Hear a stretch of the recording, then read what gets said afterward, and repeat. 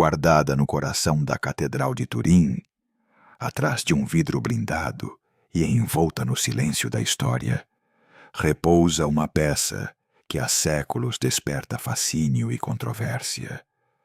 Um sudário de linho, simples em sua matéria, mas imenso em seu impacto. Desgastado pelo tempo, marcado por sombras e sinais que uns interpretam como vestígios de sofrimento e outros como traços humanos, esse tecido tem sido alvo de preces, debates e análises incansáveis. Para milhões, ele representa a prova tangível de um instante sagrado. O lençol que teria envolvido um corpo e guardado em suas fibras a impressão de um rosto. Para outros, é um enigma histórico que desafia métodos e certezas. Seja relíquia ou mistério, o sudário uniu a intimidade da fé à frieza da ciência, atraindo teólogos, historiadores, químicos e peritos forenses a um mesmo enigma. Ali, imóvel e vigiado por séculos de devoção e de estudo, permanece uma imagem silenciosa que questiona nossas convicções. O que pode um pedaço de tecido contar sobre o passado, a fé e a verdade? É nessa pergunta que começa a história que vamos narrar.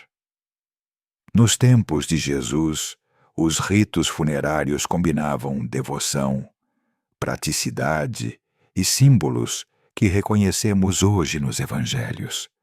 Após a morte, o corpo era preparado por familiares ou grupos especializados. Lavava-se, ungia-se com óleos e perfumes e envolvia-se em faixas de linho. Essas faixas e sudários cumpriam uma dupla função, higiênica e ritual, e também preservavam a memória do rosto do falecido. A tradição judaica dava preferência a um sepultamento rápido, geralmente no mesmo dia, salvo exceções. As tumbas costumavam ser grutas ou câmaras escavadas na rocha, um nicho para o corpo, uma laje para fechar a entrada e, às vezes, uma pedra rolante para selar o sepulcro. Os textos evangélicos descrevem esse processo. José de Arimateia pede o corpo, envolve-o em linho e o deposita em um túmulo novo. Outros trechos mencionam aromas e faixas que acompanharam o gesto final. É importante lembrar o contexto romano. A crucificação tinha como propósito a exposição prolongada do corpo, mas no caso de Jesus, os relatos apontam para um sepultamento rápido e respeitoso. As narrativas falam de feridas visíveis, nas mãos, no lado e na cabeça, e de como essas marcas poderiam, em teoria, deixar vestígios em algum tecido que tivesse estado em contato direto com o corpo. Compreender essas práticas ajuda a situar o sudário em seu contexto histórico, não como um objeto isolado, mas como parte de rituais reais, com profundo sentido espiritual.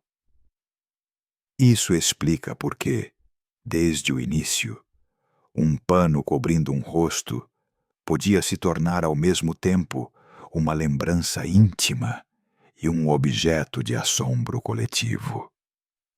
Ao longo dos séculos, essa interseção entre rito e matéria alimentou perguntas que ainda hoje permanecem vivas. Desde as primeiras páginas do Novo Testamento até as lendas que moldaram a devoção medieval, a ideia de uma vestimenta funerária sagrada sempre acompanhou a memória de Jesus. Não nasceu de um capricho repentino. Surgiu de costumes concretos, faixas, sudários, ungüentos, e da necessidade humana de conservar um rastro palpável daquilo que se perdeu. Assim começou a germinar a lenda, não apenas pelo que o tecido podia mostrar, mas pelo que as pessoas decidiram ver nele. Os evangelhos canônicos oferecem o primeiro esboço.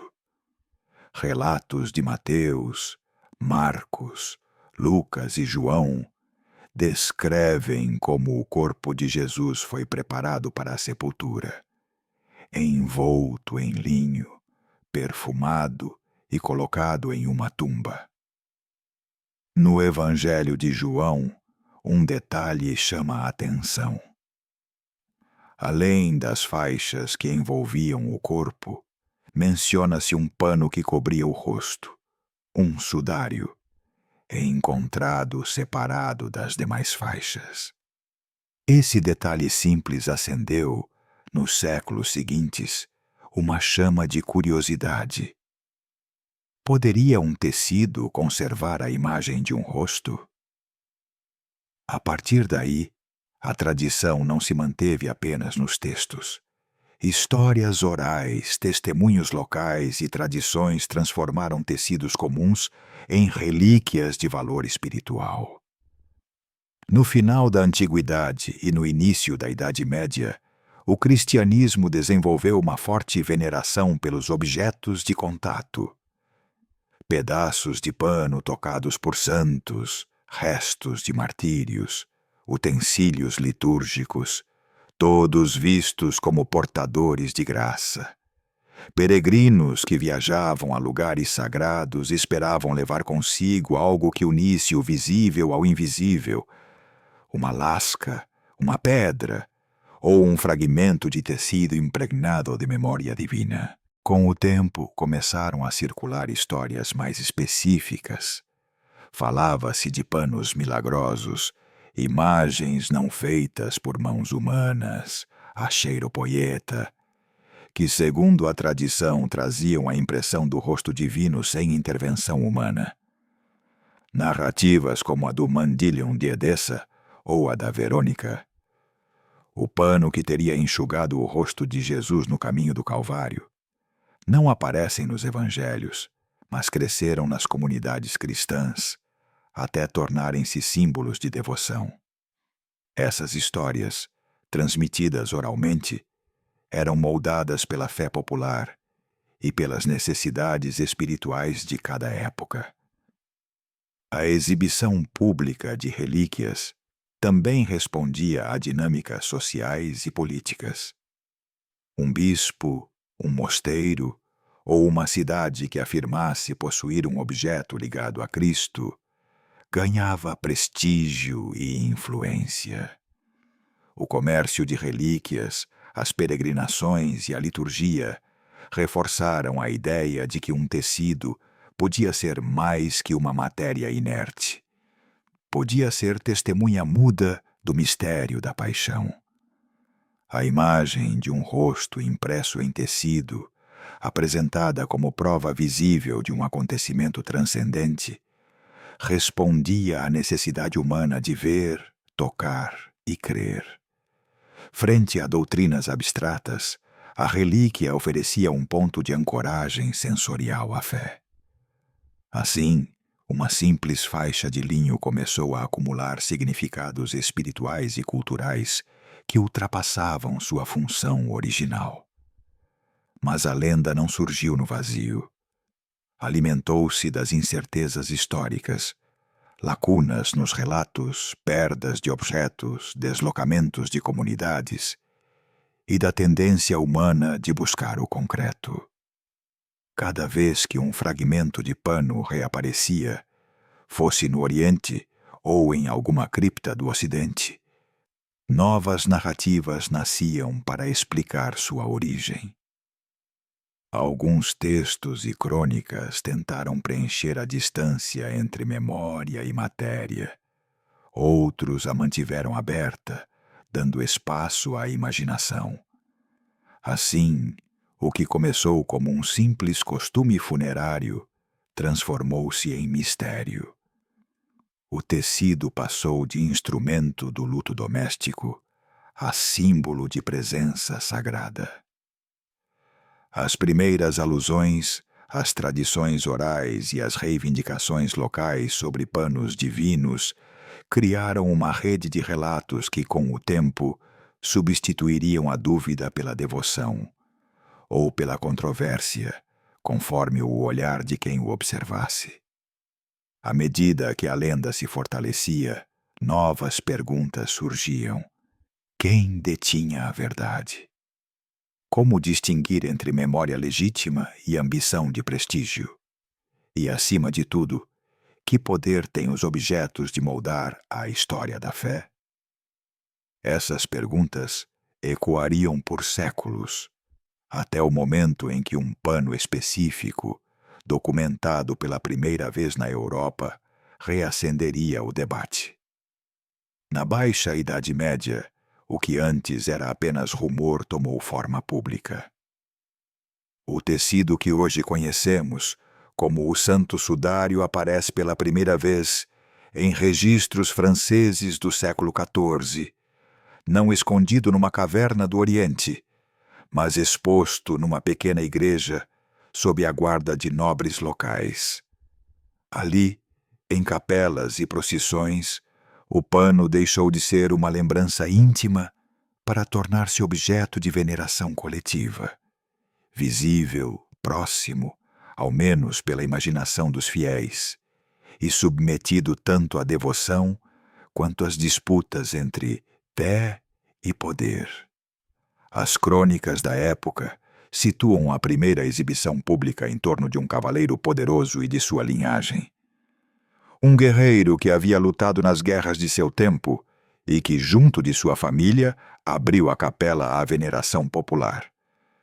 Seu nome ficou ligado ao sudário nos arquivos medievais. A figura de um nobre proprietário que o apresentou a fiéis e peregrinos, promovendo celebrações e alimentando relatos de prodígios. O tecido, agora elevado à condição de relíquia, começou a atrair multidões.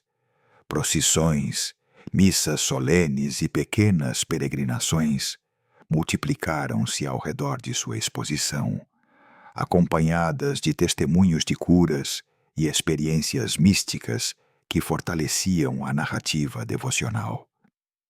Mas a história escrita desse período é fragmentária e muitas vezes contraditória. Entre registros notariais, obituários e documentos episcopais, há lacunas e silêncios que exigem leitura cautelosa. Onde há uma menção clara de exibição pública, também aparecem vozes de reserva. Alguns pastores demonstraram desconfiança, outros aproveitaram o evento para reforçar a autoridade de sua igreja. Os interesses se entrelaçavam. Para muitos, a devoção era genuína, mas possuir uma relíquia de tamanho prestígio também podia significar influência política e benefícios econômicos para quem a guardasse. Nesse contexto, surgiu outra voz decisiva, a do bispo. No final do século XIV, um documento episcopal denunciou que o sudário seria, na verdade, obra de mãos humanas, um engano aos olhos das autoridades eclesiásticas, pedindo ao pontífice que restringisse sua exibição como relíquia autêntica da paixão.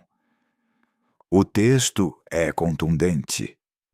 Alega que um artista teria confessado ter produzido a imagem.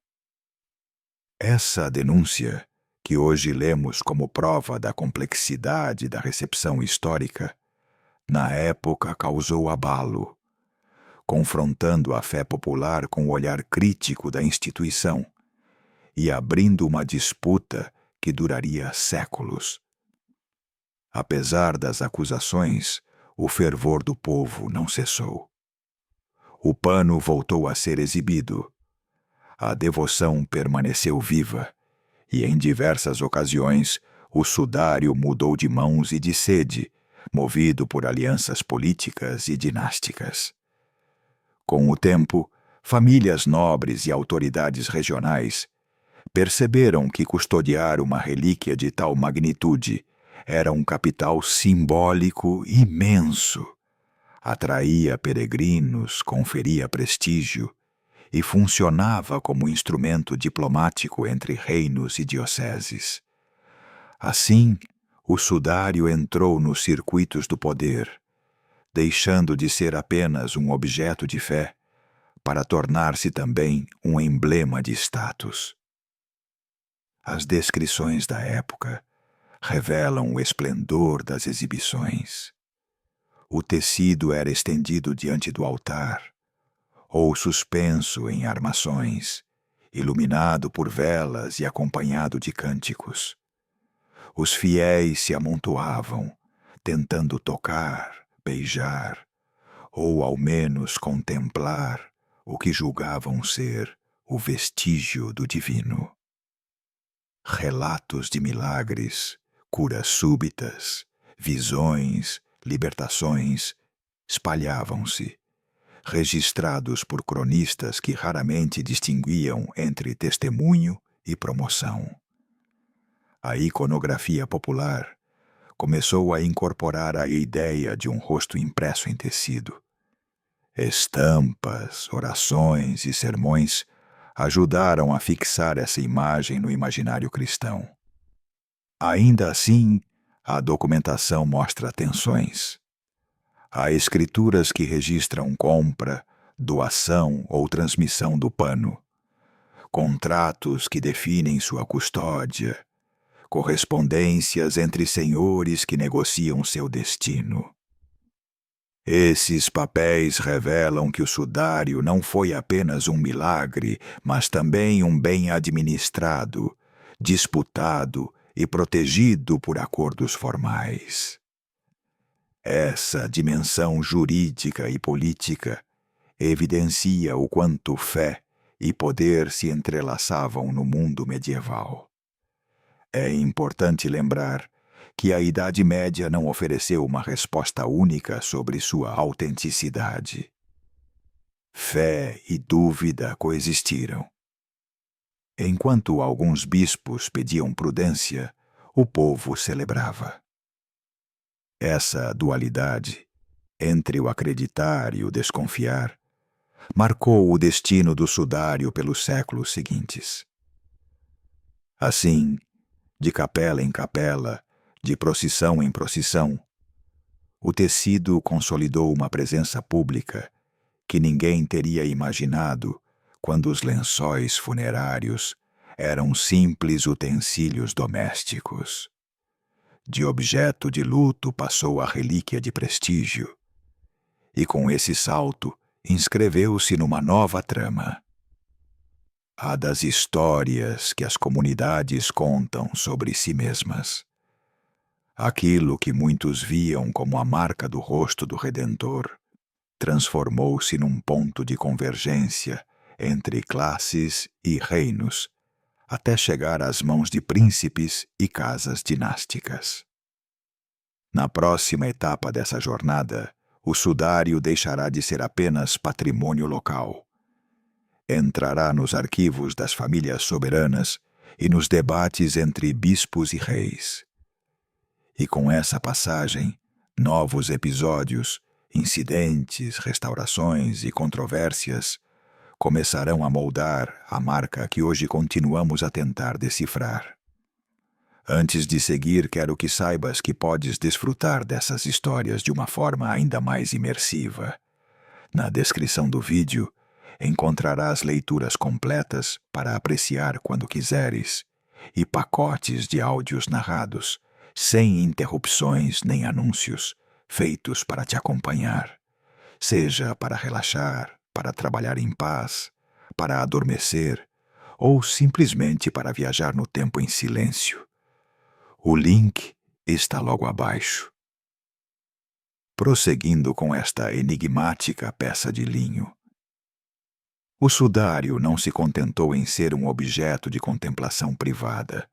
Tornou-se um espelho coletivo, onde a imaginação cristã passou a reconhecer-se. Sua imagem, Essa impressão misteriosa que muitos viram como o traço do rosto e do corpo que sofreram a paixão conquistou rapidamente um lugar central na vida religiosa e visual das comunidades. Não foi apenas um pedaço de tecido, foi um molde silencioso que, a partir da Idade Média, redefiniu a forma como se representava Cristo e como se vivia a devoção à sua paixão. No campo artístico, o sudário serviu como modelo. Pintores e artesãos que trabalhavam para igrejas e confrarias inspiravam-se numa iconografia já carregada de sentido.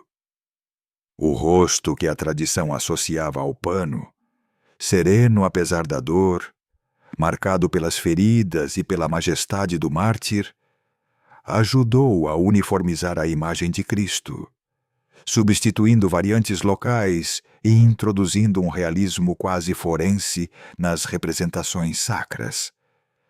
Pinturas, baixos relevos e esculturas começaram a reproduzir detalhes que remetiam ao sudário: a barba penteada de certo modo, o cabelo longo e solto, as marcas discretas das chagas.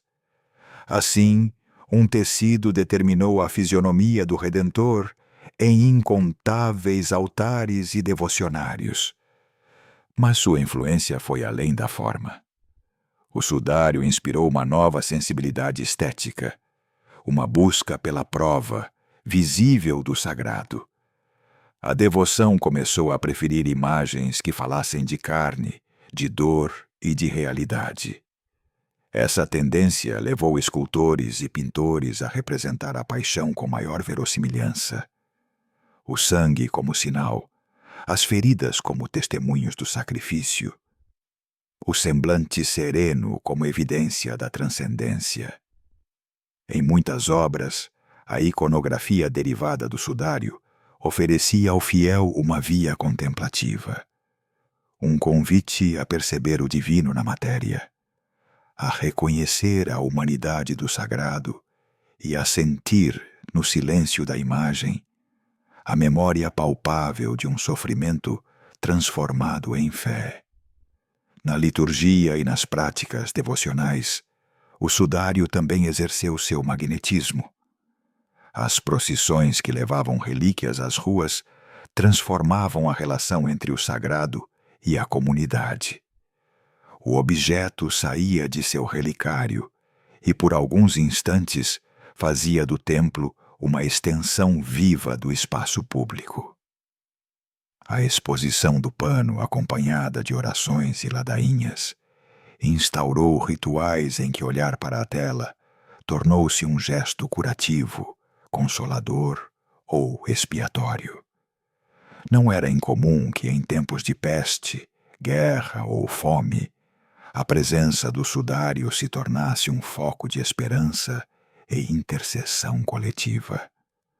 As estampas e imagens devocionais em menor escala levaram a presença do sudário ao cotidiano. O fiel que não podia peregrinar levava para casa uma reprodução do rosto, uma pequena gravura ou uma medalha evocando o pano sagrado. Essas cópias ajudaram a democratizar a experiência espiritual. O sudário deixou de ser privilégio de catedrais e famílias nobres para tornar-se símbolo íntimo em lares cristãos.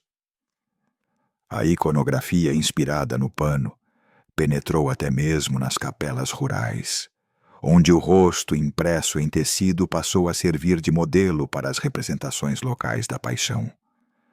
O poder simbólico do sudário também se manifestou na piedade ritual. Gestos como beijar uma relíquia, cruzar o olhar com ela em oração, ou acender uma vela diante de sua presença, expressavam a crença na eficácia do contato, ou da lembrança do contato, com o divino. Nessas ações se condensava uma linguagem silenciosa. Tocar era receber, olhar era participar, e a tela tornava-se mediadora entre o humano e o transcendente. Havia ainda um componente de identidade coletiva. Cidades, abadias e confrarias, que possuíam panos ligados à paixão, viam neles sinais de distinção e de coesão. A imagem do sudário, erguida, mostrada, conduzida em procissão, servia para afirmar pertencimento e marcar o calendário religioso com festas que reuniam todos os estratos sociais.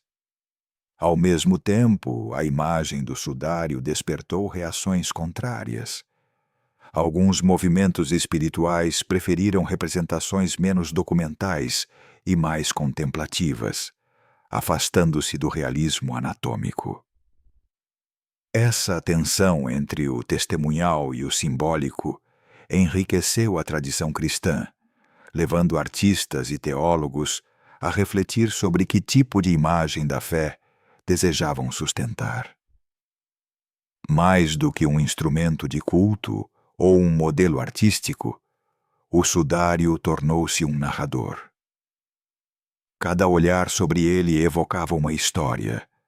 O drama final, o sepultamento humilde, o abandono e, ao mesmo tempo, o triunfo que a fé anuncia. Esse poder narrativo foi decisivo.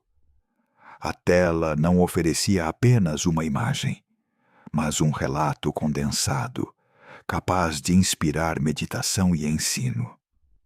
Por isso, mesmo aqueles que duvidavam de sua autenticidade reconheciam sua força espiritual e pedagógica. O sudário era uma parábola visível, um fragmento palpável da história da paixão. No fim, a marca do sudário na devoção e na arte não se mede apenas por suas reproduções ou cerimônias, mas pela mudança que provocou na maneira de olhar para Cristo. Tornou o visível um elo emocional, uma presença partilhada. E nesse cruzamento entre imagem e fé, o sudário deixou uma impressão duradoura. A busca em um tecido pela prova sensível daquilo que a esperança promete. A história do Santo Sudário é atravessada por uma tensão constante entre o documentado e o transmitido pela tradição. O primeiro se apoia em registros, crônicas e testemunhos oficiais. O segundo, em memórias orais e relatos herdados, muitas vezes com lacunas que abrem espaço para a fé e a imaginação. Esse contraste é essencial para entender como um pano de origem incerta pôde tornar-se um dos objetos mais debatidos e venerados da história. Os primeiros séculos do cristianismo oferecem poucos vestígios claros de sua existência. As práticas funerárias judaicas, bem conhecidas pelos textos antigos, incluíam o uso de faixas e sudários, o que torna plausível que Jesus tenha sido envolto em tecidos após a crucificação. Contudo, a distância entre esse costume e a aparição de um objeto reconhecido como o Santo Sudário é imensa. A tradição mais difundida afirma que, após a ressurreição, os discípulos guardaram os panos como relíquias. Ainda assim, os documentos que mencionam explicitamente um tecido com a imagem do corpo de Cristo são raros e fragmentários nos primeiros séculos. Nos relatos bizantinos, surge uma peça fundamental, o chamado Mandilion de Edessa. Tratava-se, segundo a tradição, de um pano onde o rosto de Cristo teria se impresso milagrosamente. Alguns estudiosos sugerem que o mandilion e o sudário seriam o mesmo objeto, dobrado de modo a mostrar apenas o rosto. Outros, porém, o consideram uma relíquia distinta, pertencente ao universo das imagens acheiropoietas, não feitas por mãos humanas. Sabe-se que desde o século VI havia menções a um pano venerado em Edessa, que mais tarde foi transferido para Constantinopla no ano de 944. Lá foi recebido com grande solenidade e incorporado à liturgia e ao tesouro imperial de relíquias. Os cronistas bizantinos mencionam a presença de tecidos associados à paixão, mas a identificação direta com o sudário atual é incerta. Os inventários falam de sindones e linteamina de Cristo, sem especificar se continham ou não uma imagem corporal. Alguns testemunhos sugerem que entre as relíquias guardadas em Constantinopla havia um pano com a figura inteira do Salvador, mas essa afirmação oscila entre o indício e a certeza. O ano de 1204 marcou um ponto de viragem. A Quarta Cruzada culminou com o saque de Constantinopla pelos cruzados latinos. Crônicas posteriores relatam o desaparecimento de numerosas relíquias, entre elas um pano identificado por alguns como o lençol fúnebre de Cristo. A partir desse momento, a trajetória do sudário mergulha em silêncio documental.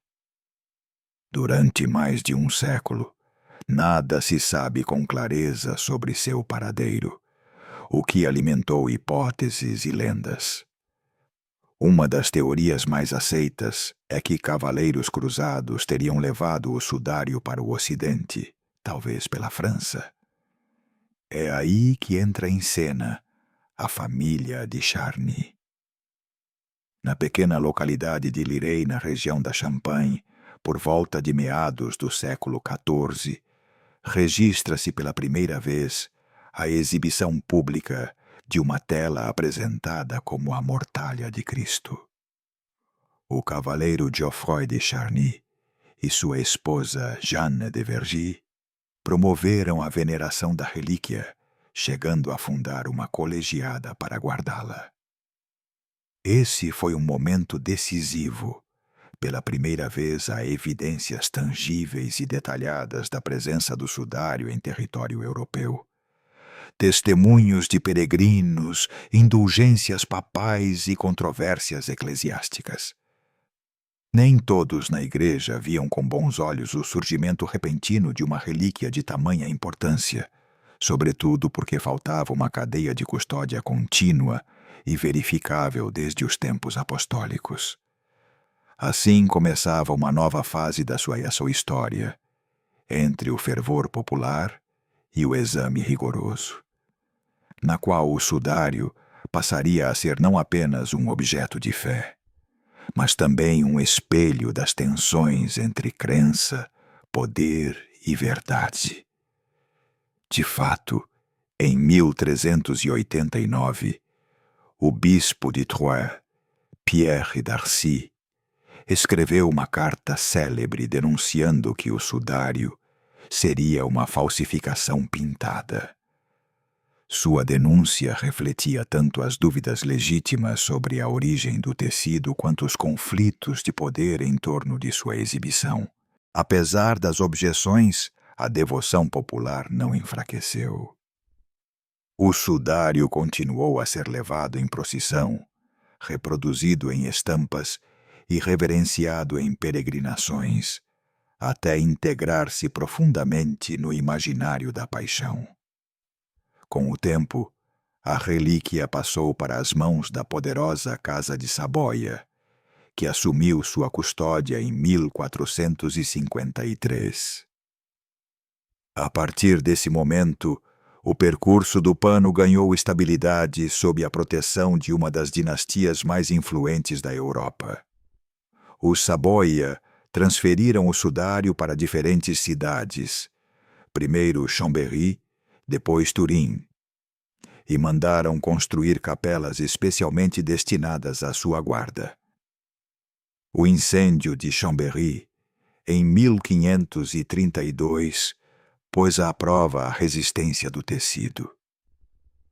Apesar das chamas e da prata derretida que o danificaram, o pano foi restaurado pelas clarissas, que aplicaram remendos para preservar sua integridade. O próprio fato de o sudário ter sobrevivido ao fogo reforçou sua aura milagrosa.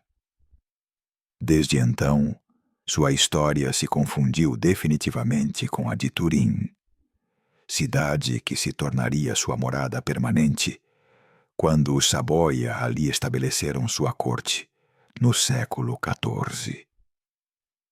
Ao olhar para trás, percebe-se que a trajetória atribuída ao sudário se move entre o registro e o silêncio. O que é documentado começa com clareza no século XIV, quando sua veneração na França já está plenamente atestada. O que é alegado recua até Bizâncio, Edesa e, para alguns, Jerusalém. Mas cada etapa levanta mais perguntas do que respostas. A fusão entre esses dois planos, o histórico e o lendário, é o que confere ao sudário seu magnetismo singular. Um objeto que parece sempre escapar à verificação total, mas que nunca deixa de alimentar fé e curiosidade. Mais que um itinerário linear, sua história é um mosaico de aparições e desaparecimentos, de custodias nobres e disputas eclesiásticas. Cada cidade que o acolheu deixou nele uma marca. Cada silêncio documental abriu espaço à tradição. E cada reexibição fortaleceu o elo entre relíquia e devoção popular. Essa combinação de história e mistério é o que faz do sudário uma peça única no panorama religioso e cultural do mundo. Até o final do século XIX, o sudário era sobretudo um objeto de fé e narrativa, um pano que se via, se venerava e se contava. Mas foi a chegada da câmera fotográfica que, inesperadamente, o transformou em matéria de investigação visual. Em 1898, quando a fotografia já havia se popularizado e se tornara capaz de registrar detalhes invisíveis ao olho nu, uma imagem até então tida como tênue e indecifrável revelou um aspecto surpreendente. Sob a lente da câmera, o sudário mostrou uma presença inesperadamente nítida. O fotógrafo responsável por essa revelação foi Secondo Pia, que no dia 28 de maio de 1898 realizou as primeiras placas fotográficas do pano em Turim. O que ele observou ao revelar os negativos causou espanto. A imagem, invertida pela luz, mostrava um rosto humano de impressionante realismo e tridimensionalidade. O que a olho nu pareciam manchas e sombras se transformou no negativo em feições reconhecíveis. A fotografia havia, de certo modo, desvelado informações ocultas no tecido, inacessíveis à visão direta. O impacto foi duplo. Por um lado, o assombro estético diante da revelação. Por outro, a constatação de que o sudário reagia de maneira singular a um processo técnico de reprodução óptica. Essas primeiras fotografias não apenas ofereceram um retrato mais definido. Abriram também um campo de perguntas científicas. Se a imagem se mostrava com tal nitidez no negativo, que tipo de fenômeno físico ou químico teria produzido essa impressão? Seria resultado de contato direto com um corpo? De pigmentos aplicados por mãos humanas? De alguma reação biológica ou de um processo de envelhecimento do linho? Essas questões atraíram anatomistas, químicos, restauradores e estudiosos que passaram a examinar o pano com lupas, microscópios e técnicas de análise de fibras. A reprodução fotográfica levou o debate a novos públicos. As cópias em vidro e, mais tarde, as reproduções impressas permitiram comparar o sudário com imagens da iconografia cristã, estudar a distribuição das manchas e avaliar sua coerência com as feridas descritas nos relatos da paixão. Nesse deslocamento, da devoção à observação técnica, começaram a intervir instituições antes alheias ao tema, academias de arte, faculdades de medicina e laboratórios especializados em materiais e tecidos. A fotomecânica abriu ainda caminhos analíticos inéditos. Fotógrafos e técnicos experimentaram tempos de exposição, contrastes e filtros para realçar detalhes do tecido e das marcas. Alguns pesquisadores identificaram correspondências anatômicas, proporções faciais, traços de contusões, direções de fluxo sanguíneo, e descreveram-nos com linguagem forense, vetores de impacto, compatibilidades com ferimentos de crucificação. É importante frisar que essas observações não constituíam provas definitivas, mas mudaram o tom da conversa. O sudário deixava de ser apenas um ícone de fé para tornar-se um objeto sujeito a hipóteses verificáveis. Nas primeiras décadas do século XX, a investigação fotográfica continuou a se aprimorar. Novas tomadas ofereceram melhor definição. A técnica evoluiu e fotógrafos científicos aplicaram métodos mais rigorosos. Essas campanhas consolidaram o estudo interdisciplinar do sudário. Já não era mera curiosidade, mas um tema legítimo para pesquisa conjunta entre médicos legistas, químicos, historiadores da arte e peritos têxteis. O fato de o sudário reagir de forma peculiar a métodos ópticos também levantou dilemas epistemológicos.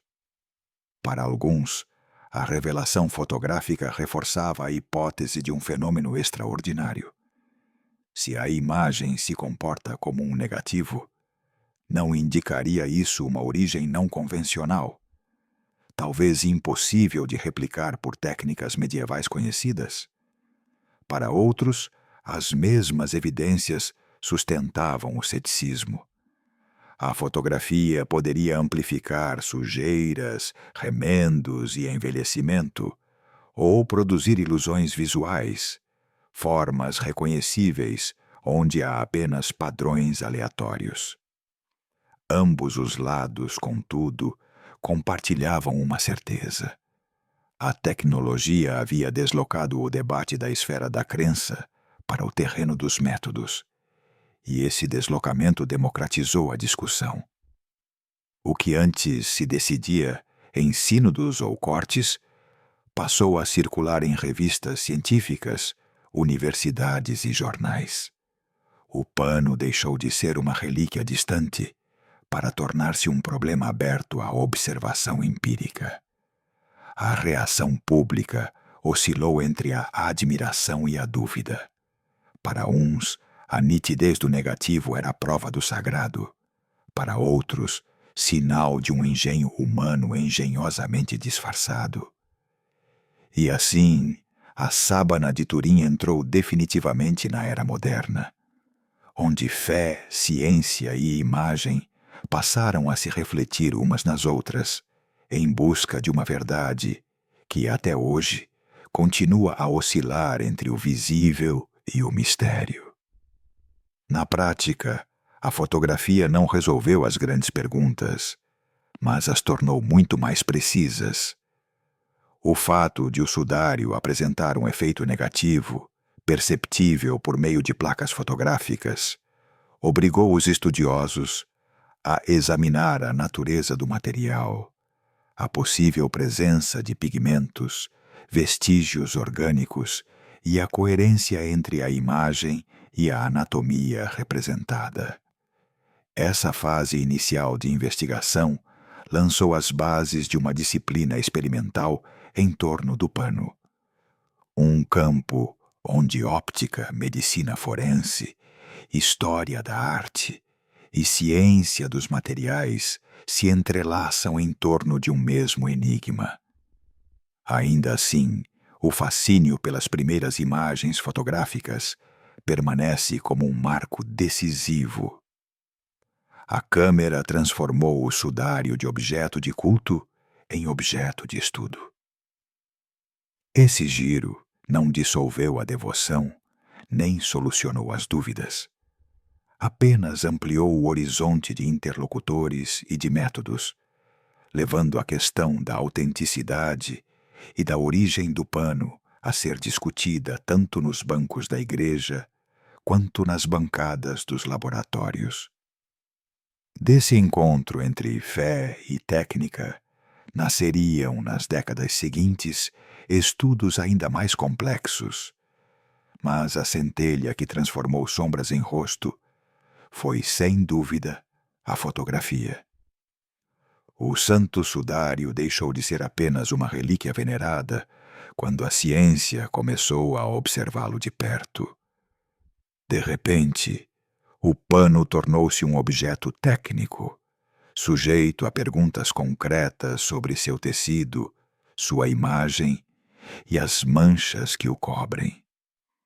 Os estudos têxteis e as análises forenses concentraram-se em 3 frentes principais: a estrutura física do tecido, sua urdidura e trama, a composição e localização das manchas avermelhadas atribuídas a sangue e a natureza da chamada imagem corporal, que apresenta características singulares e desafiadoras. Do ponto de vista têxtil, o sudário é feito de linho com uma trama complexa. Diversos estudos descrevem uma padronagem em sarja de espinha de peixe, herringbone, geralmente identificada como uma sarja 3x1. Essa configuração, pouco comum em tecidos domésticos simples, tem sido usada como argumento tanto para discutir sua cronologia quanto sua possível procedência. A geometria do tecido influencia também a formação da imagem, determinando sombras, retenção de partículas e a forma como qualquer substância depositada adere às fibras. Contudo, a interpretação cronológica permanece incerta. Especialistas em arqueotêxteis discordam se esse tipo de tecelagem era exclusivo de certas regiões ou épocas, de modo que o exame do tecido por si só não basta para datá-lo com precisão. Quanto às manchas avermelhadas, análises químicas e forenses indicaram a presença de componentes compatíveis com sangue humano em várias áreas correspondentes a feridas. O grupo do Shroud of Turin Research Project, STURP, e em especial os trabalhos de John Heller e Alan Adler, relataram resultados microquímicos que sugerem hemoglobina e traços orgânicos próprios de sangue. Esses achados foram interpretados por seus autores como indício de material sanguíneo autêntico em fibras extraídas das zonas manchadas. Ainda assim, é necessário cautela. As técnicas disponíveis nas décadas de 1970 e 80 tinham limitações de sensibilidade e especificidade, e reanálises posteriores destacaram que pigmentos, degradações ou contaminações poderiam interferir nos resultados. Em resumo, há evidências de material biológico, mas a certeza absoluta sobre sua natureza e sua data permanece aberta. Um aspecto físico que sempre intrigou os pesquisadores é a extrema superficialidade da imagem corporal. As alterações de cor afetam apenas uma camada muito fina da superfície das fibras, sem penetrar em seu interior. Isso significa que a impressão está restrita à parte externa do linho, o que não se coaduna com pigmentos aplicados por pincel ou tintas que impregnariam o tecido em profundidade. Essa particularidade apoia hipóteses que envolvem reações químicas superficiais ou mecanismos fotoquímicos, embora a razão exata pela qual somente a camada externa está alterada continue em debate. Diversas propostas tentam explicar a origem da imagem, desde transferência por contato com pó ou pigmento seco, até reações químicas de oxidação e desidratação da celulose, a chamada hipótese de Maillard, ou processos relacionados a calor, luz ou agentes biológicos. O químico Raymond Rogers, um dos principais estudiosos modernos do sudário, sugeriu que a coloração poderia dever-se a reações de superfície envolvendo impurezas e vapores, e chamou atenção para a presença de remendos e contaminações que dificultam leituras conclusivas. Cada modelo explica certos aspectos, mas falha em outros. Hipóteses de pigmentos não justificam a superficialidade extrema da imagem. Teorias de contato físico não reproduzem sua nitidez, nem o curioso efeito de negativo fotográfico. Nas análises forenses, alguns especialistas apontaram compatibilidades entre marcas da imagem e ferimentos típicos da crucificação, sinais de flagelação, perfurações nas mãos ou nos pulsos, e uma ferida lateral interpretada como golpe de lança. Estudos médicos tentaram reconstruir direções de fluxo sanguíneo e coerência entre manchas e posições corporais. No entanto, aplicar metodologia forense a um tecido que atravessou séculos de manuseio, incêndios e restaurações é um desafio. Os padrões atuais podem ter sido alterados por umidade, reparos ou contaminação. Por isso, as conclusões permanecem sempre provisórias. Outros conjuntos de análises buscaram identificar contaminantes ou partículas inorgânicas, vestígios de pigmentos vermelhos, poeira, fuligem, colas e resíduos de restaurações. Em alguns casos, a coexistência de material orgânico e pigmentos gerou novas perguntas. Seriam retoques aplicados após o incêndio de 1532? Seriam subprodutos de envelhecimento do linho? Ou marcas introduzidas por processos naturais? As respostas variam conforme o autor e o método de análise.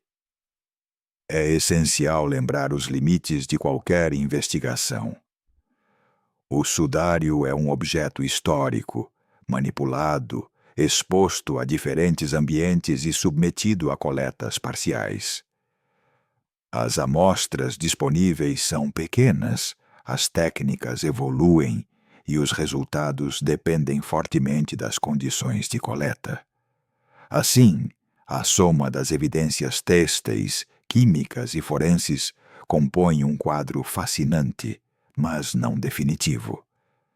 A riqueza do caso está justamente nessa tensão entre dados técnicos e incerteza interpretativa, uma tensão que mantém vivo o interesse de cientistas e devotos em todo o mundo. A datação por radiocarbono, realizada em 1988, marcou um antes e um depois na história moderna do sudário. Nesse ano, pequenas amostras do tecido foram analisadas por espectrometria de massa em 3 laboratórios independentes: Tucson, Oxford e Zurique. Os resultados oficiais situaram a confecção do linho entre os anos de 1260 e 1390 d.C., com 95% de confiança estatística. Essa cronologia coincidia notavelmente com as primeiras aparições documentadas da relíquia na Europa medieval, e para muitos parecia encerrar a hipótese de que o pano pudesse remontar à época de Cristo. A forma como a notícia foi comunicada amplificou enormemente seu impacto. A coletiva de imprensa de outubro de 1988 e a publicação posterior na revista Nature levaram o tema às manchetes e às discussões públicas. Para amplos setores da comunidade científica e do público, o resultado parecia definitivo. As técnicas de datação por radiocarbono já haviam atingido maturidade e 3 laboratórios independentes, Arizona, Oxford e Zurique, apresentaram resultados coerentes entre si. Diante desses dados, muitas discussões se deslocaram da esfera histórica e iconográfica para uma leitura tecnológica e cronológica mais direta. Contudo, a recepção não foi unânime. Quase imediatamente após o anúncio, surgiram objeções técnicas e contextuais. Uma das críticas mais conhecidas foi a hipótese de que a amostra usada para o ensaio provinha de uma área reparada do tecido, uma seção medieval costurada para reforçar o pano, e, portanto, não representava o linho original. O químico Raymond Rogers, ligado ao projeto Est-Urp, argumentou que diferenças químicas e a presença de fibras de algodão e resíduos de restaurações poderiam ter alterado a datação, sugerindo que o fragmento datado não refletia a totalidade do sudário. Essa crítica é tanto empírica quanto têxtil. Se o material analisado não é homogêneo, a idade calculada só seria válida para aquela parte específica. Outros questionamentos concentraram-se em aspectos estatísticos e de procedimento. Estudos posteriores observaram que os 3 conjuntos de dados não eram perfeitamente homogêneos, isto é, a variação entre os laboratórios era maior do que o esperado, e que certos detalhes do preparo e da limpeza das amostras poderiam ter introduzido pequenos desvios. Um reestudo publicado décadas depois, em Archaeometry no ano de 2019, revisou os dados originais e sugeriu que a heterogeneidade estatística e eventuais erros no tratamento das subamostras mereciam uma análise mais cautelosa. Mesmo assim, esses trabalhos não chegaram a propor uma nova idade precisa, nem invalidaram completamente os resultados de 1988.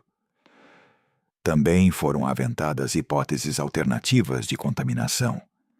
Exposição à fuligem de incêndios antigos, reparos com materiais mais recentes ou incorporação de carbono moderno por micro-organismos e substâncias de restauração.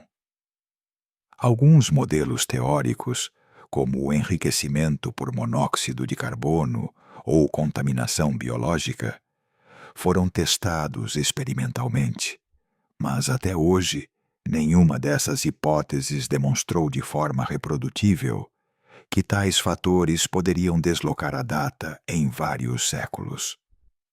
O consenso técnico, portanto, permanece prudente. Contaminações podem afetar medições, mas provar que elas alteraram drasticamente os resultados exigiria protocolos novos e evidências replicáveis. Por outro lado, houve defensores da validade da datação original. Pesquisadores que participaram do processo ou que revisaram o material argumentaram que a amostra era representativa e que os laboratórios aplicaram controles e referências de calibração adequadas, garantindo resultados robustos dentro das incertezas próprias do método. Em suma, o caso assumiu a forma de um conflito epistemológico. De um lado, a autoridade de uma técnica amplamente aceita. do outro, a dificuldade de aplicá-la a um objeto histórico sujeito a séculos de manipulação, fogo e restaurações. Com o passar dos anos, o episódio de 1988 não se encerrou, mas se tornou um terreno fértil de debate. Reanálises estatísticas, estudos têxteis e novas revisões do contexto físico do muestreu mantêm a questão em aberto. Sínteses editoriais recentes adotam uma posição intermediária. Até o momento, nada publicado oferece prova universalmente aceita de que a datação esteja totalmente errada, mas tampouco se pode considerá-la absolutamente definitiva. Por isso, a comunidade científica defende cautela e protocolos mais rigorosos caso se repita a medição. Esse embate entre resultados e interpretações fez mais do que atribuir uma data, transformou a natureza do debate. Já não se tratava apenas de fé ou autenticidade histórica, mas de uma reflexão sobre os limites da ciência quando aplicada a objetos complexos e sobre a necessidade de desenhar protocolos interdisciplinares que respeitem tanto o patrimônio quanto a precisão técnica. A lição prática é clara. No caso do sudário, convivem evidências fortes e lacunas metodológicas. Qualquer avanço futuro exigirá transparência de dados, amostragem controlada e diálogo constante entre restauradores, estatísticos, químicos e historiadores. Desde 1988, o debate entrou em uma nova fase. Já não bastavam opiniões eruditas nem relatos devotos. Havia dados e questionamentos técnicos que pediam respostas. As décadas seguintes trouxeram novas frentes de estudo e, com elas, controvérsias que continuam vivas até hoje. Uma das áreas que ganhou destaque foi a palinologia, o estudo de grãos de pólen. O criminologista suíço Max Frey, na década de 1970, recolheu amostras com fitas adesivas e descreveu pólens de espécies que, segundo suas conclusões, indicariam uma passagem do tecido pelo Oriente Médio, Jerusalém, Anatólia, antes de chegar à Europa. Esses resultados reforçaram a hipótese de uma origem antiga e oriental, mas foram recebidos com ceticismo. A fragilidade das amostras, a dificuldade de verificação independente e o risco de contaminação tornam a interpretação incerta.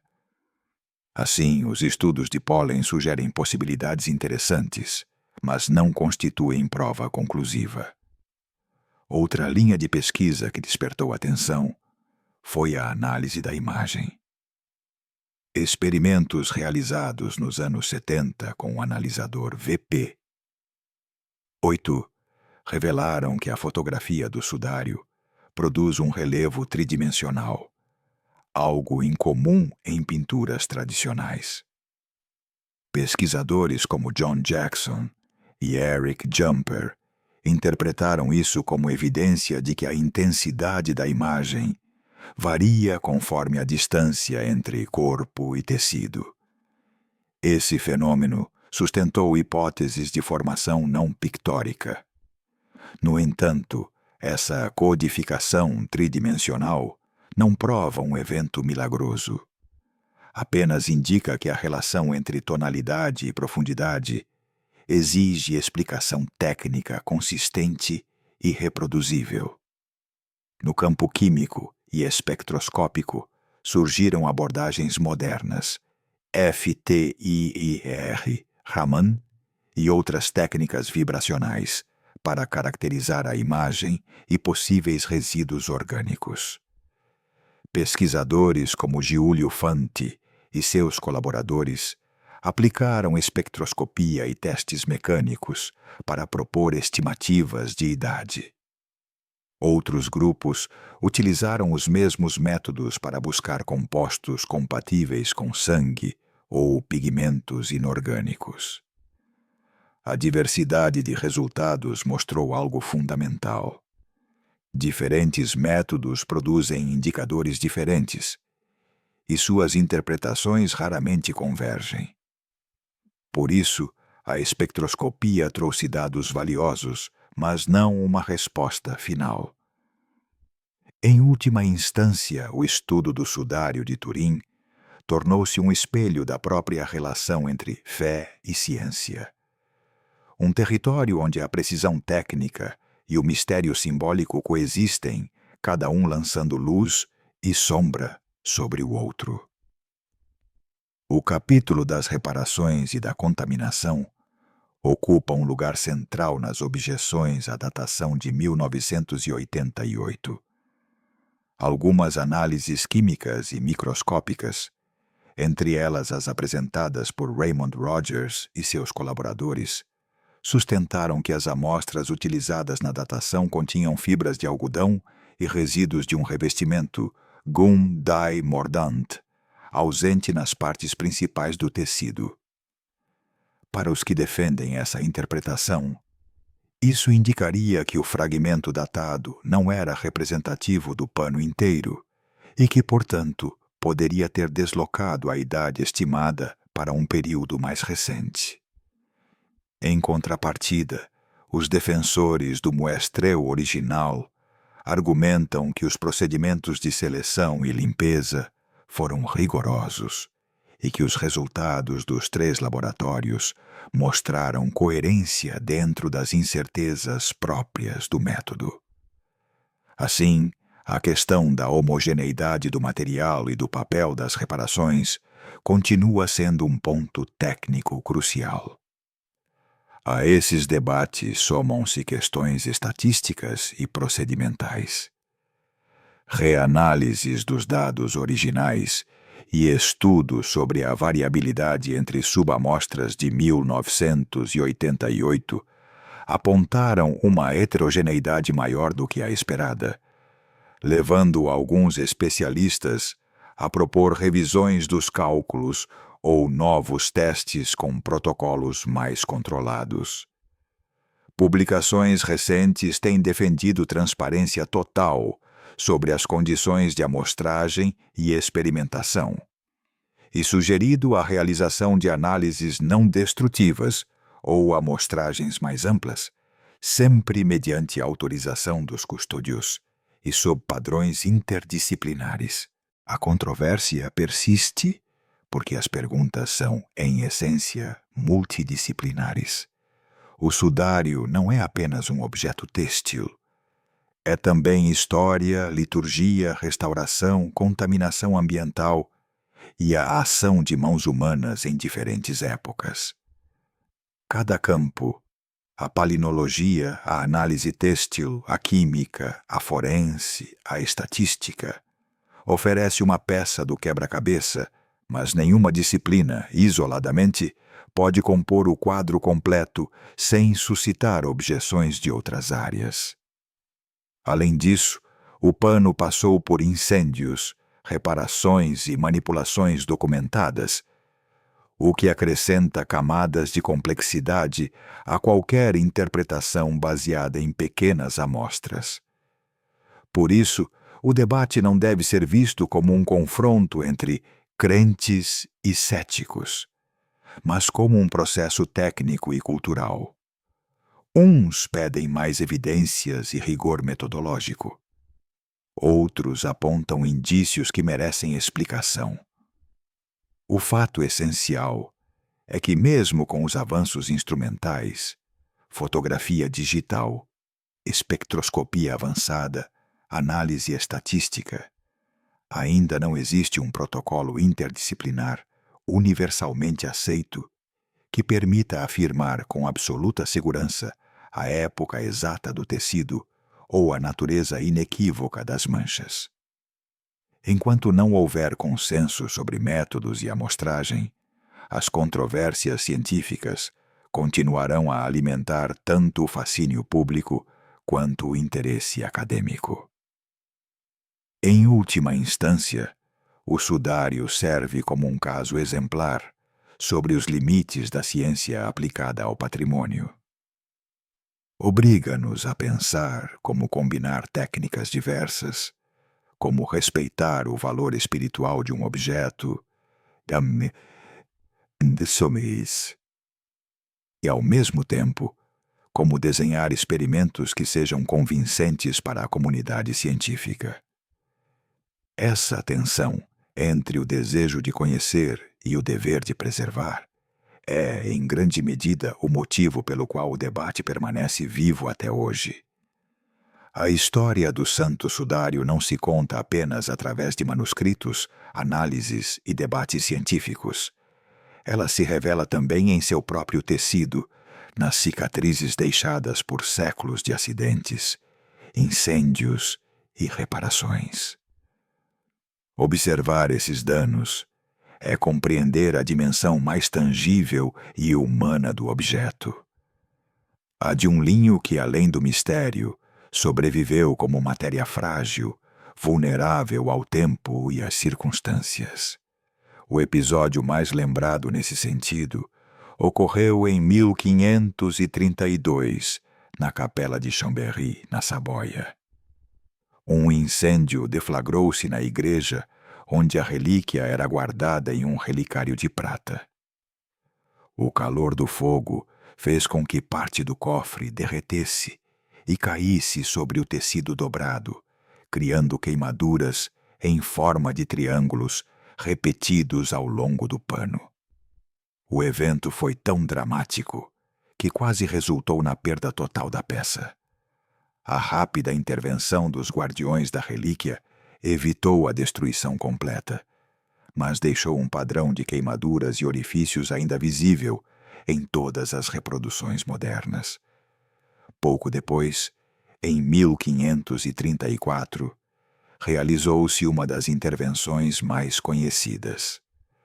As freiras Clarissas de Chambéry costuraram remendos de linho branco sobre os buracos, reforçando o pano e devolvendo-lhe continuidade visual. Essas reparações não seguiram critérios modernos de conservação.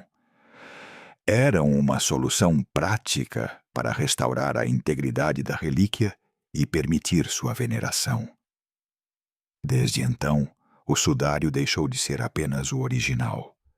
Tornou-se um tecido híbrido, formado por camadas de tempos diferentes.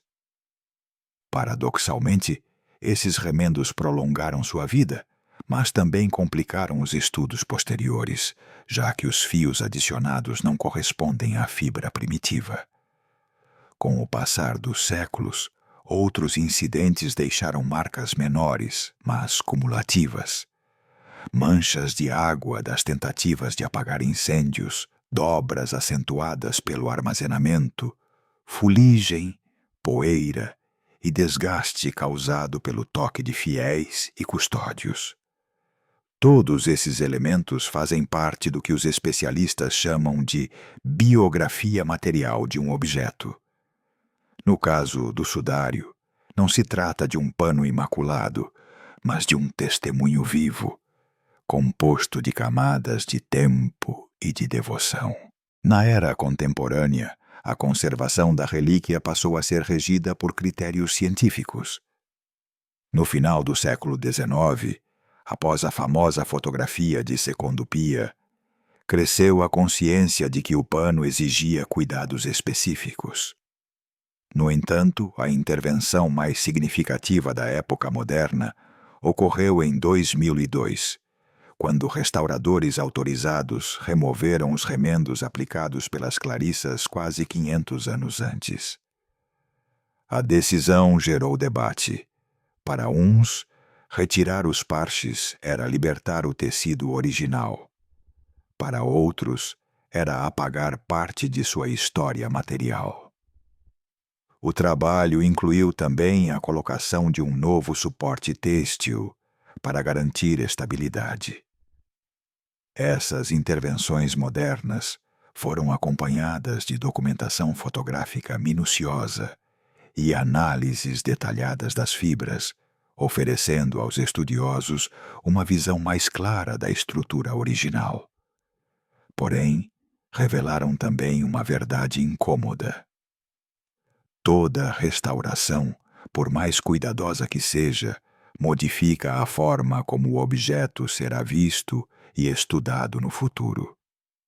As operações de 2002, por exemplo, eliminaram resíduos e marcas de fumaça que poderiam servir a pesquisas futuras sobre o incêndio de 1532.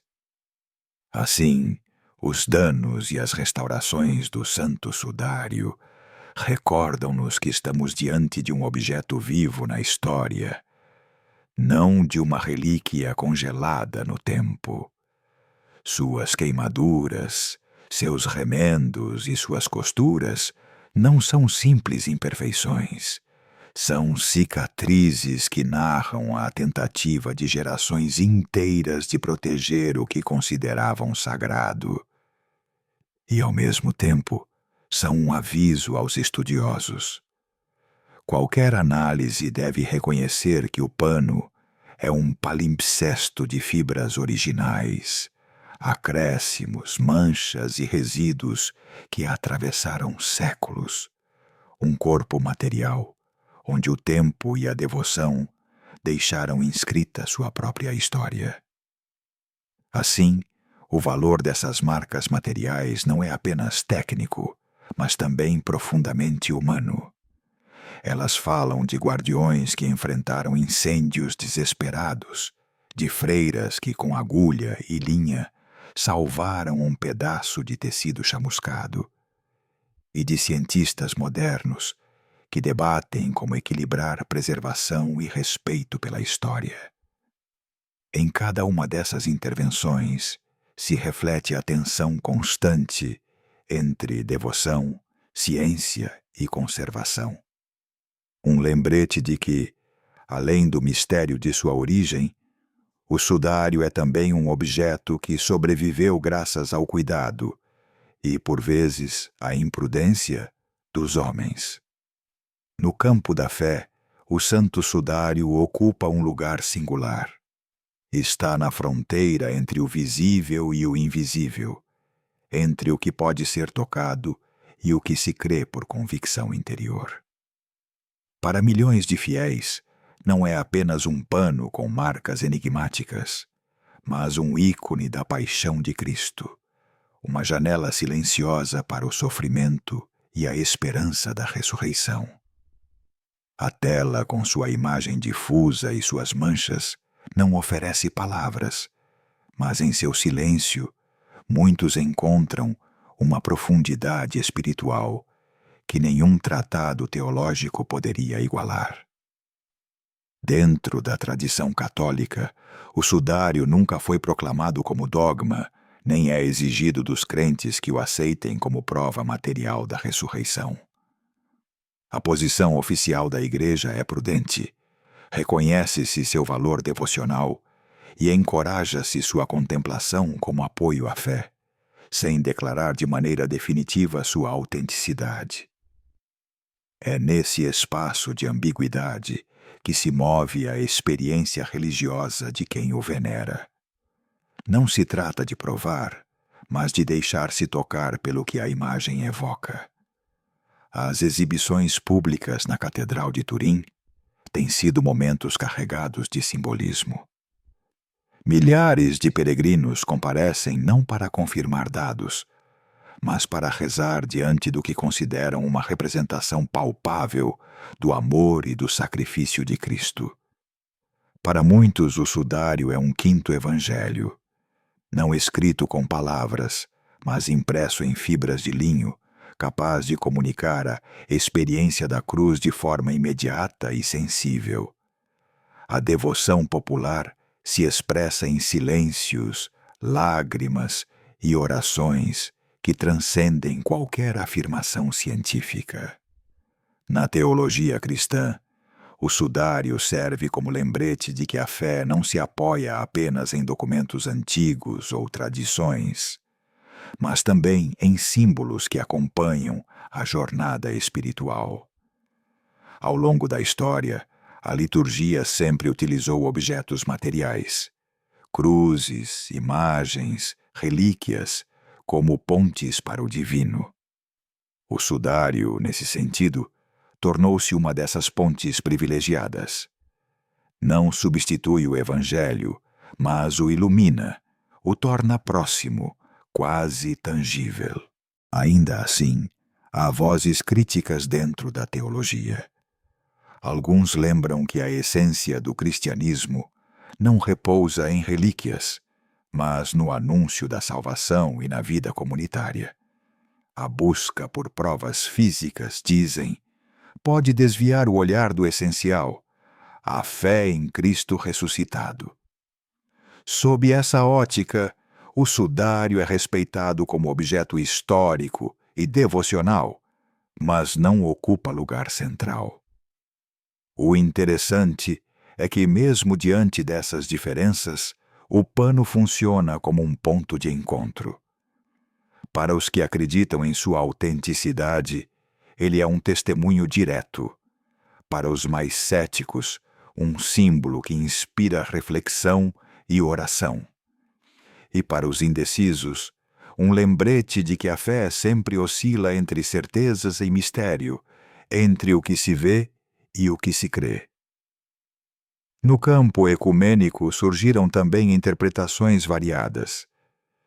Cristãos de outras tradições, ortodoxos e alguns protestantes, demonstraram interesse e veneração, ainda que com nuances distintas.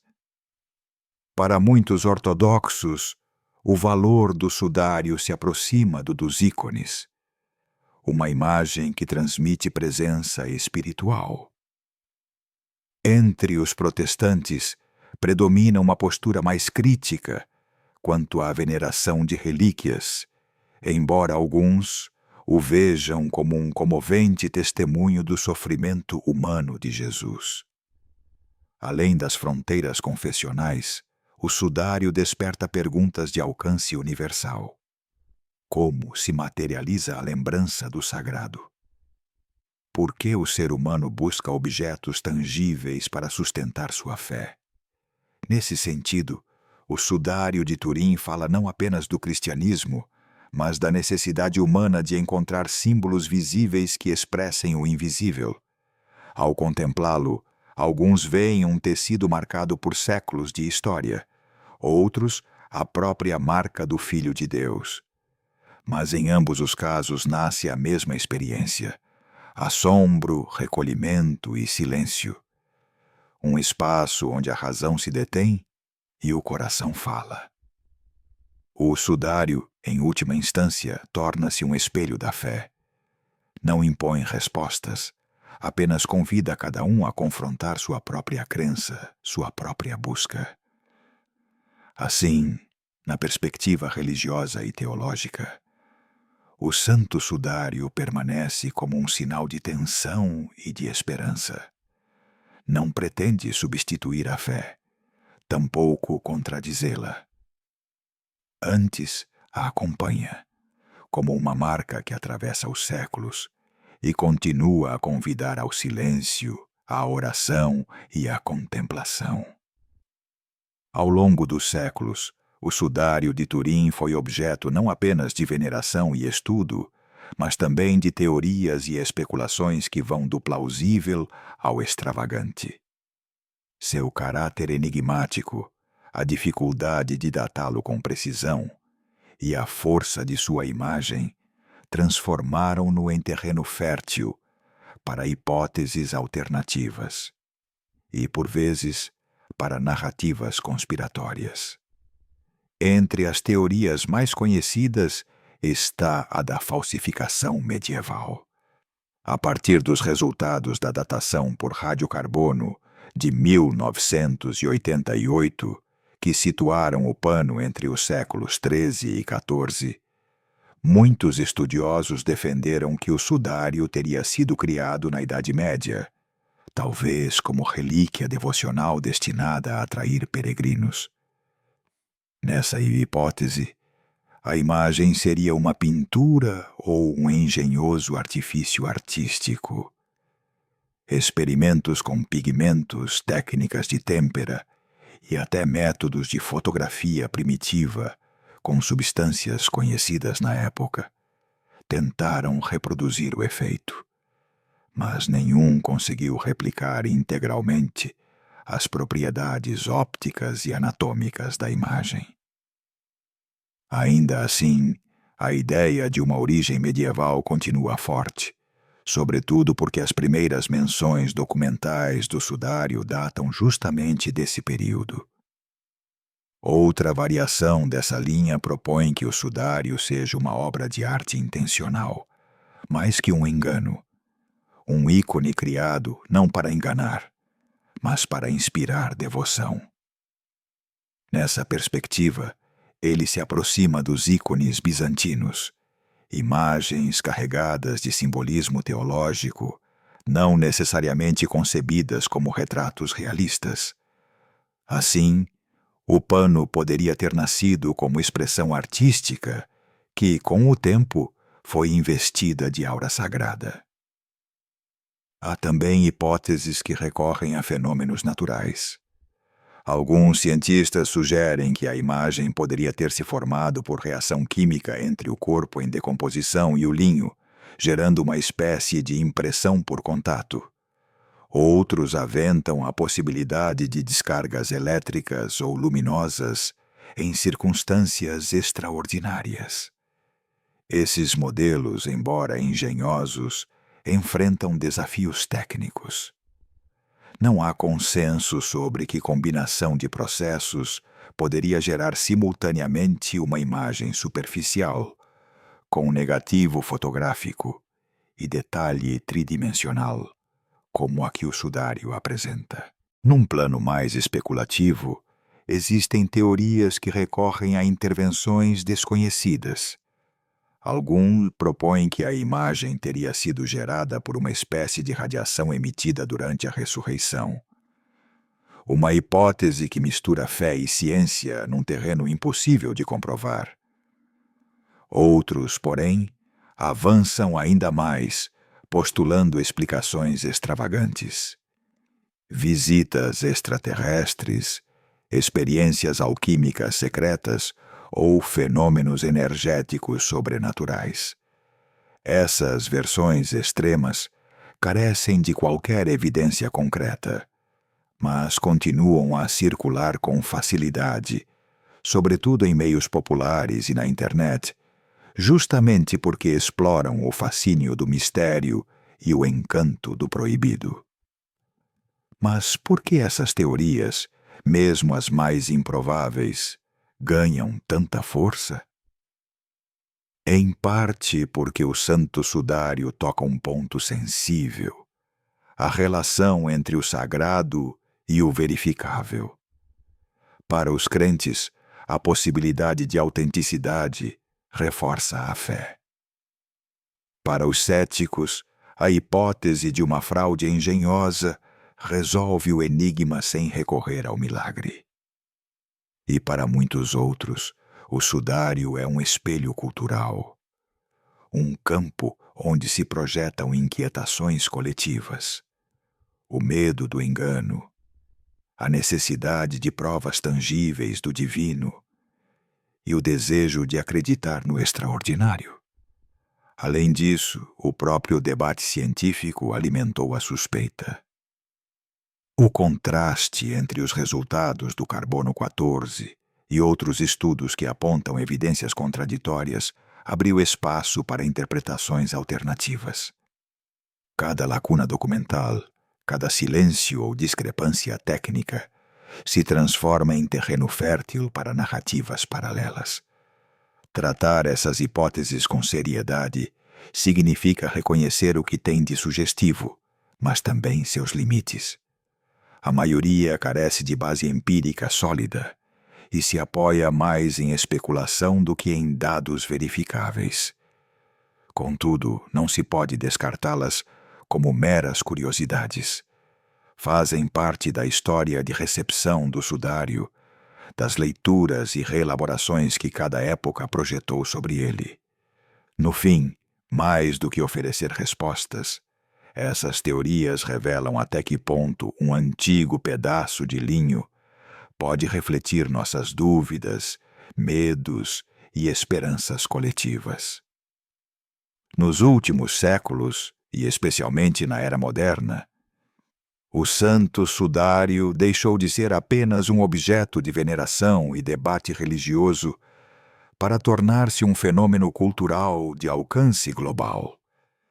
Sua imagem, reproduzida em incontáveis formatos, ultrapassou o domínio eclesiástico e acadêmico para ocupar espaço na literatura, no cinema, na televisão e até na cultura popular, com a força de um símbolo que une mistério, história e espiritualidade. Desde a metade do século XX, a relíquia passou a ocupar lugar de destaque no mundo editorial. Multiplicaram-se os livros que a abordavam sob ângulos diversos, alguns defendendo sua autenticidade com argumentos científicos ou espirituais, outros sustentando hipóteses alternativas sobre sua origem medieval.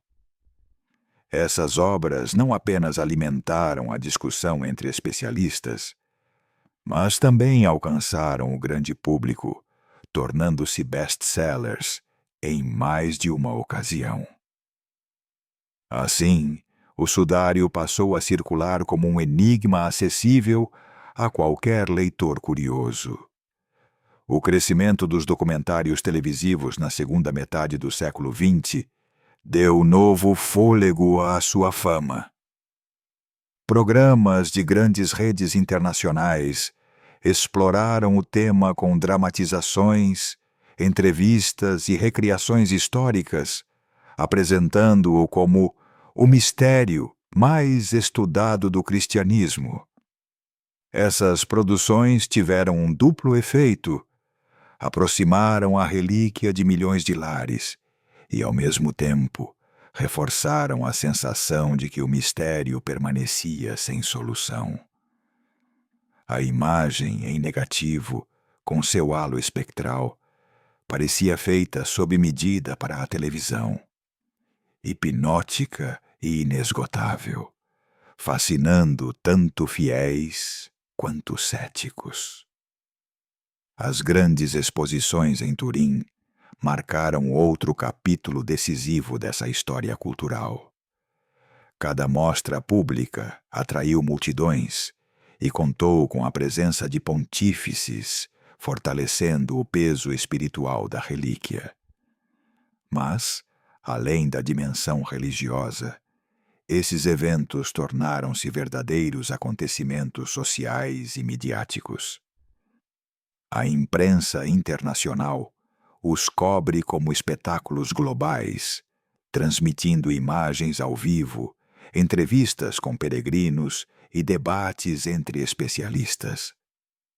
Dessa forma, o sudário entrou para o calendário cultural do mundo, com momentos em que, por alguns dias, todo o planeta volta a falar dele. O cinema e a literatura também se apropriaram de sua aura.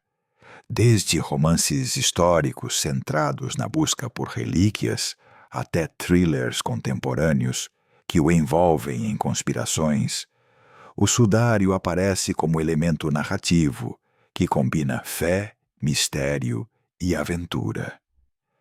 Mesmo no cinema documental ou de ficção, sua imagem é usada como metáfora do inexplicável e do transcendente. Na cultura popular, poucas relíquias cristãs alcançaram presença tão recorrente. Nem o mercado escapou a essa força simbólica. Estampas, fotografias, medalhas, cartões postais e lembranças modernas reproduzem incessantemente sua imagem. O que na Idade Média eram pequenas gravuras devocionais, no século XXI tornou-se um fenômeno global. A imagem do sudário circula tanto em espaços de fé quanto no colecionismo secular. Essa multiplicação de cópias é reveladora. Transforma um objeto único em milhares de reproduções que alimentam simultaneamente a devoção e a curiosidade. O modo como a narrativa sobre o sudário muda conforme a época é, por si só, revelador. Na Idade Média, era objeto de peregrinação e símbolo de poder eclesiástico. No século XIX, com o advento da fotografia, tornou-se um mistério científico, sujeito à observação e à experiência.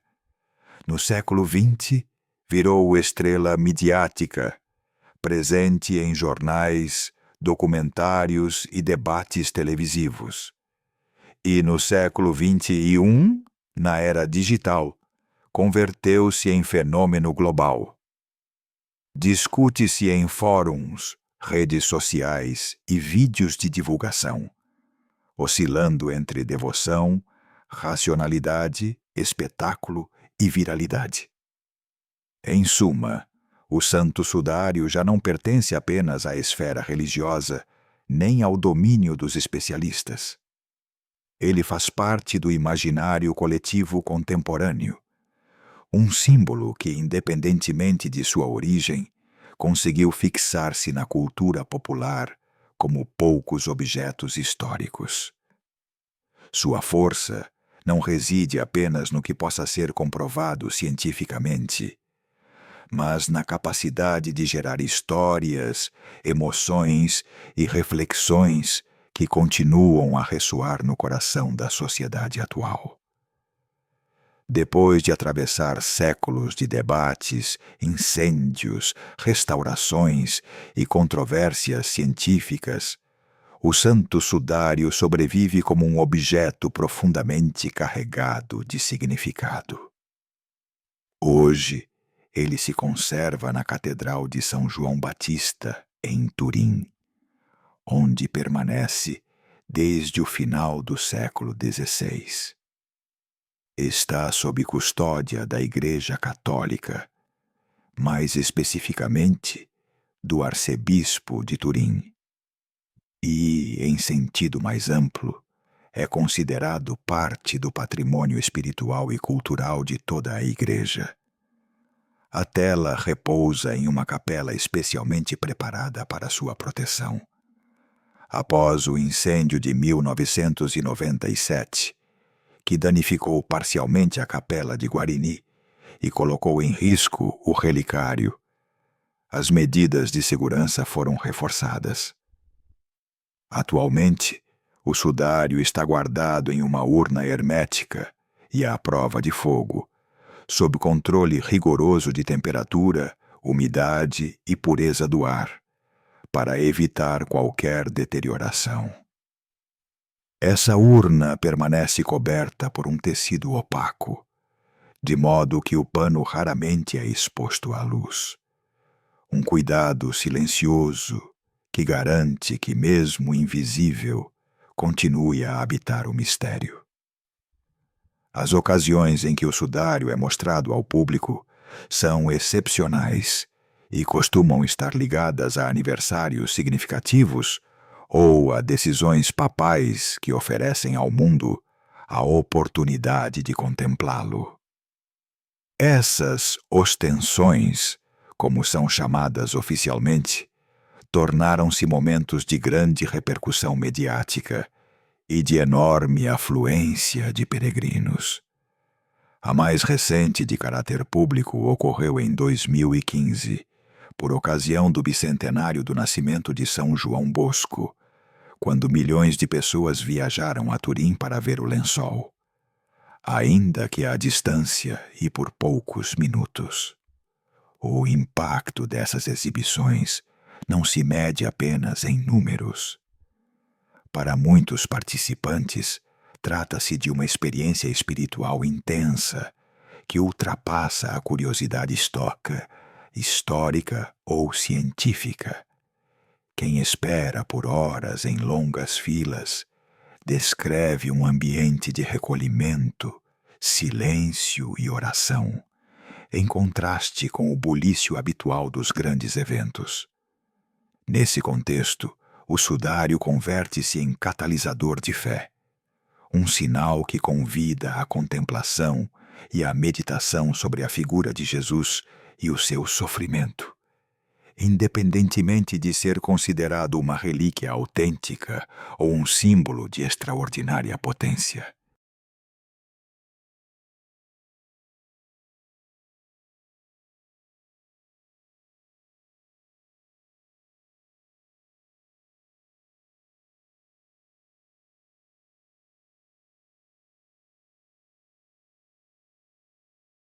A Igreja Católica mantém uma postura prudente quanto à sua autenticidade.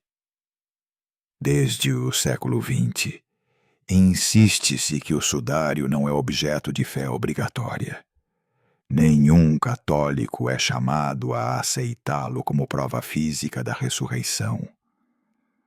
O que se encoraja é a veneração como ícone que remete ao mistério cristão.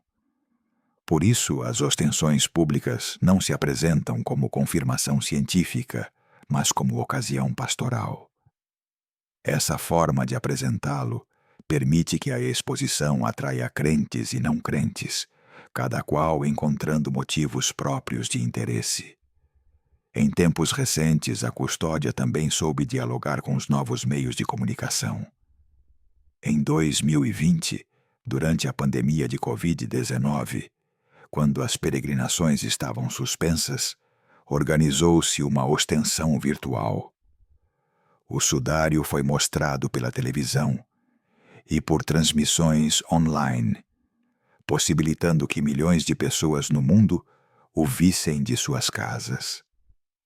Embora não substitua a presença física diante do tecido, a iniciativa revelou como a devoção e a curiosidade podem encontrar novas formas de expressão na era digital. Os peregrinos que visitam Turim fora dos períodos de exposição costumam contentar-se em ir à catedral e rezar diante do lugar onde o lençol é guardado. Ali, as autoridades oferecem recursos audiovisuais, reproduções e explicações históricas que ajudam a compreender tanto a trajetória quanto o significado do sudário. Assim, a visita não se reduz à espera por uma ostensão. Transforma-se numa experiência cultural e espiritual mais ampla. A custódia atual enfrenta desafios permanentes: preservar o tecido em condições ideais, prevenir danos futuros, gerir expectativas do público e acompanhar os estudos que continuam em curso. Embora a Igreja mantenha controle rigoroso para evitar manipulações que possam deteriorá-lo, pesquisas são autorizadas em circunstâncias específicas, sempre sob protocolos estritos. Hoje, portanto, o Santo Sudário é ao mesmo tempo frágil e resistente, carregado de séculos de história e ainda no centro da devoção e da controvérsia. Sua conservação em Turim converteu a cidade num ponto de convergência. Peregrinos do mundo todo viajam para estar, ainda que por instantes, diante dele. Investigadores o veem como um desafio em aberto. E a Igreja procura equilibrar a guarda de um objeto venerado com sua proteção como bem cultural de valor incalculável. O que salta aos olhos é que, apesar dos avanços técnicos, dos debates e do ceticismo, o sudário continua capaz de mobilizar multidões e despertar emoções profundas. Em um tempo em que quase tudo se digitaliza e se multiplica em cópias, a presença material de um linho que remete à paixão de Cristo mantém sua força de convocação. E essa permanência, para lá da autenticidade última que a ciência venha a confirmar ou a descartar, define o seu lugar na vida contemporânea. Não apenas como objeto do passado, mas como símbolo vivo, contemplado hoje com reverência, curiosidade e assombro. Nas últimas décadas, a investigação sobre o Santo Sudário entrou numa fase marcada pela sofisticação tecnológica e pela cooperação entre múltiplas disciplinas. Longe de se limitar à fotografia ou às análises químicas tradicionais, os estudos atuais apoiam-se em técnicas não invasivas, digitalização avançada e abordagens interdisciplinares que procuram lançar luz sobre um objeto que, apesar de tantos esforços, ainda guarda mais perguntas do que respostas. Um dos avanços mais importantes tem sido a digitalização em altíssima resolução. Graças a câmeras especiais, capazes de captar detalhes invisíveis ao olho humano, os pesquisadores examinam cada fibra do linho, cada variação de tonalidade, cada irregularidade. Essas imagens servem não só para o estudo técnico, mas também para a preservação de um arquivo digital, que, em caso de deterioração futura, permita às próximas gerações trabalhar sobre uma cópia o mais fiel possível. Esse processo viabilizou a elaboração de modelos tridimensionais da imagem corporal, alimentando debates sobre a formação da impronta. Em paralelo, recorre-se a técnicas de espectroscopia, métodos que analisam como a matéria interage com a luz em diferentes comprimentos de onda, para estudar a composição das fibras. Assim, é possível detectar traços químicos sem a necessidade de retirar amostras físicas, algo crucial dada a sensibilidade do tecido. Essas investigações têm sugerido que o que vemos não é pintura nem pigmento aplicado, mas uma alteração muito superficial das fibras, ainda que sem consenso sobre o mecanismo exato. Outro campo de exploração é o da biologia molecular. Embora qualquer extração seja polêmica, análises anteriores identificaram sinais compatíveis com pólen e mesmo traços de material biológico. Hoje, com técnicas muito mais sensíveis, como a sequenciação de ADN em escala microscópica, há interesse em reexaminar tais achados.